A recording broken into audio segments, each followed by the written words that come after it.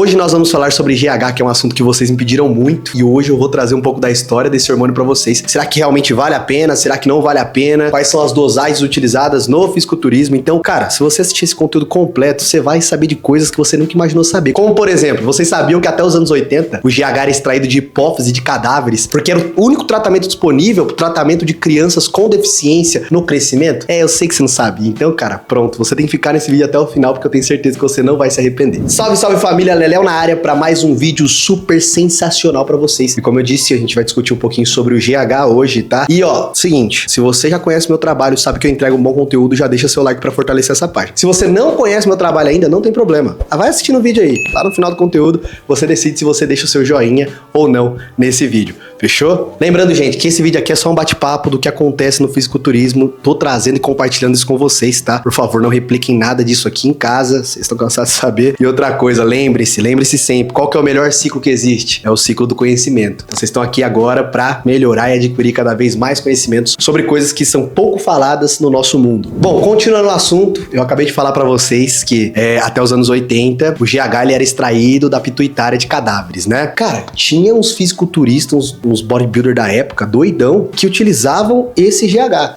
Porque se as crianças estavam tomando pra crescer, os caras já falaram, também quero ficar grande, né? Sabendo que era um peptídeo, ele estimula o GF1, o pessoal falou, opa, eu quero. Gente, tive que parar o vídeo aqui agora pra Vitória poder arrumar um pouco esse cabelo maravilhoso que vocês estão vendo aqui, porque meu cabeleireiro, cara, eu acho que ele é meu pior inimigo. Eu não sei o que ele arrumou, mas ele conseguiu me deixar mais feio do que eu já sou, né? Ele deixou esse cabelinho do corte, tá parecendo um bigodinho, não tá? Não vou falar o nome dele, não. Tá parecendo um bigodinho. O que você achou desse corte? Muito ruim.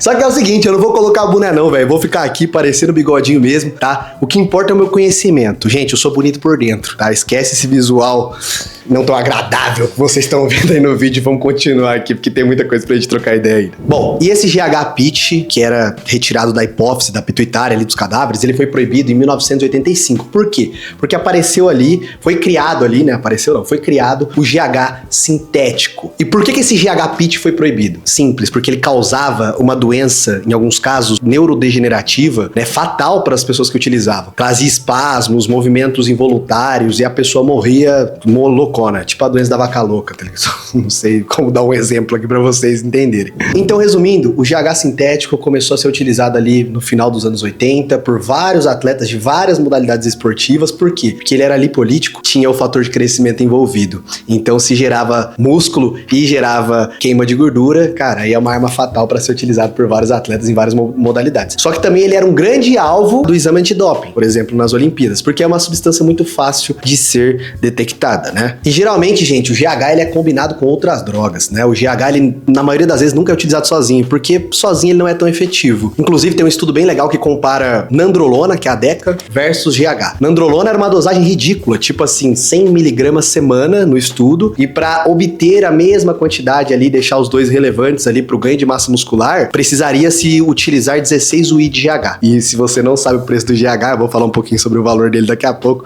Cara, 16 UI por dia, se comparado a 100 miligramas de nandrolona na semana, é muita diferença. É muita diferença mesmo. Por isso que ele sempre foi combinado e é combinado com outras drogas, né? Ele vai ter uma sinergia muito boa, por exemplo, com esteroides anabolizantes. Alguns peptídeos, como o próprio IGF-1, inclusive o GH, ele é utilizado para estimular o IGF-1, mas tem pessoas que utilizam o GH mais o IGF-1, que aí é o puro do puro suco do milho verde, né? E também insulina, que é um outro hormônio peptídico. E também alguns estimulantes, né? E drogas termogênicas, como o próprio T3, T4, que são hormônios tiroidianos, como a efedrina, o clenbuterol, geralmente sempre tem uma boa sinergia com o GH. Lembrando, gente, que eu tô falando isso aqui de maneira educativa, por favor, não vai fazer nenhuma besteira aí na sua casa, a gente só tá discutindo o que acontece no fisiculturismo. Se você tem curiosidade e quer ter mais conhecimento sobre essa substância, cara, eu preciso que você nunca faça cagada e coloque a culpa em mim, porque senão fudeu. Sempre procura um profissional competente para poder te guiar nesse caminho, se você optou por esse caminho. Alguns treinadores e atletas acreditam que a combinação de GH, IGF-1, insulina, T3, T4, que são os hormônios tiroidianos e esteroides anabolizantes, é uma combinação extremamente potente. Mas também usou tudo, viado.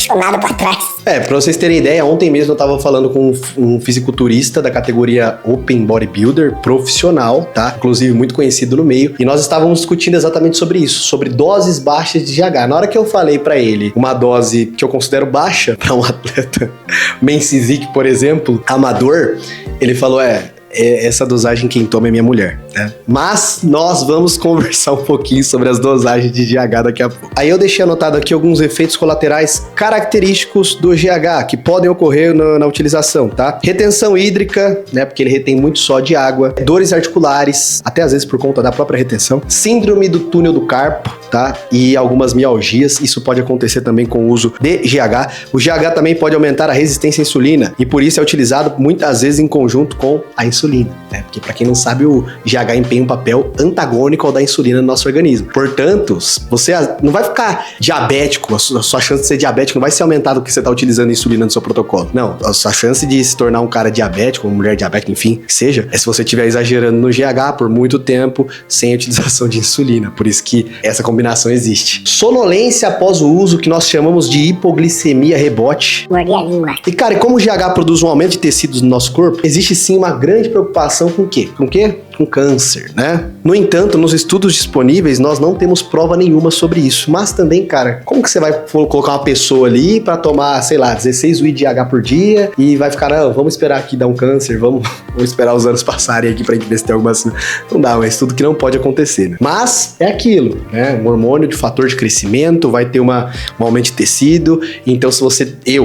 Pelo menos se eu tivesse qualquer problema, né, na minha família, ou tivesse tido algum problema já na minha vida, eu ficaria bem longe de GH. Tô falando não sei você. E lembra que eu falei pra vocês que eu estava conversando ontem com um atleta de fisiculturismo da categoria Open Bodybuilder, a gente tava falando sobre doses e tal. A dose que ele falou que a mulher dele tava utilizando era 4I. E, claro, 4I é que assim, depende do bolso do atleta, né, cara? Se você tem um men's physique, ele tem condição de bancar um pouco mais, ótimo. Mas se não tem, cara, 4I não usa. Essa é a verdade, porque, olha só, as doses utilizadas para o tratamento de crianças com dificuldade de crescimento eram de 0,1 UI de GH por quilo corporal. Logo, uma criança de 40 quilos utilizaria 4 UI de GH. Então, uma criança de 40 quilos está utilizando 4 UI. Então, faz sentido o que ele falou, não faz? Faz sentido. E analisando o cenário bodybuildiano, né, o cenário do fisiculturismo, as doses mais observadas são doses que vão de 4, tá, a 16 UI por dia, tá? Então, essa é uma dose diária de GH que é utilizada, tá? 4I sendo utilizado por algumas atletas femininas, né? Tô englobando tudo aqui. Agora 16 UI já é uma dosezinha ajeitada. 16 UI já é uma dose boa. Outra coisa, o GH que você for trabalhar tem que ser um GH de qualidade, né? Sizing, Nortropin, Genotropin, todos esses, Homotrop, são bons GHs a serem utilizados, tá? E geralmente, gente, direto de distribuidora, pelo amor de Deus, tá? Conversa com o seu médico, tem que ser com receita, bonitinho, coisa e tal, tá? Não vai fazer cagada, não. Não vai comprar essas canetinhas de GH que você vê na internet. Ó, não existe caneta de 200 UI de GH, tá? Coloca isso na sua cabeça. Deve existir lá no Quite. No Quite deve existir. Aqui não existe. Você tá tomando qualquer outro peptídeo, pode ser insulina, pode ser algum peptídeo louco lá que tá em fase experimental, que deixa os ratos com doença da vaca louca, né? Então, você não sabe o que você tá usando. Cuidado. Agora, se a gente vir pro puro suco do fisiculturismo, iremos ver alguns atletas muito grandes e muito pesados e muito doidos, né? Utilizando ali 30 UI de GH no dia. Já vi essa dose sendo relatada, tá? Não pessoalmente, mas em documentários. Geralmente o GH, ele é utilizado de maneira subcutânea ou intramuscular, tá? Subcutânea geralmente aqui na região do umbigo, perto do umbigo aqui, embaixo na barriga, né?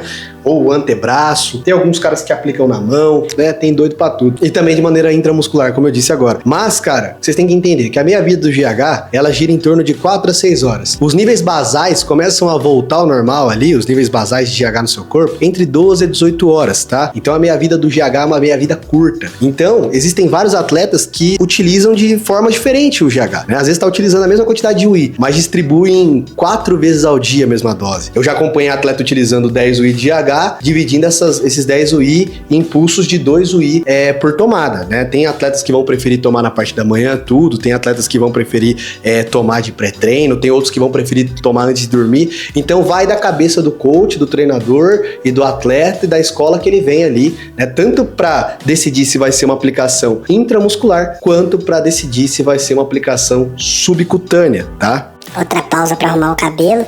Gente, não se esqueçam de se inscrever no canal, fortalece nós aí, porque essa comunidade maromba que nós estamos criando pode chegar cada vez mais longe, mas para isso eu preciso da sua ajuda. É, você que tá aí assistindo, fortalece o vídeo aí, compartilha com o amiguinho para ele entender um pouco mais sobre GH, tá? E não se esqueça de se inscrever no canal. Então o negócio é o seguinte, o GH ele serve para estimular quem? O IGF-1, que é o fator de crescimento principal que todo mundo quer. Tanto é que isso mudou a história da era freak nos anos 90. Com a entrada do GH e da insulina, foi o grande boom que trouxe físicos como Ronnie Coleman, Jay Cutler, né? Que foi aquela época de ouro maravilhosa que nós tivemos no fisiculturismo. Então é o seguinte, por mais que alguns estudos apontem que o GH sozinho ele não é capaz de trazer bons resultados para um adulto saudável, a gente sabe que o aumento de IGF-1 ele acontece, né? Porque o GH estimula ele. Portanto, cara, é pau na máquina.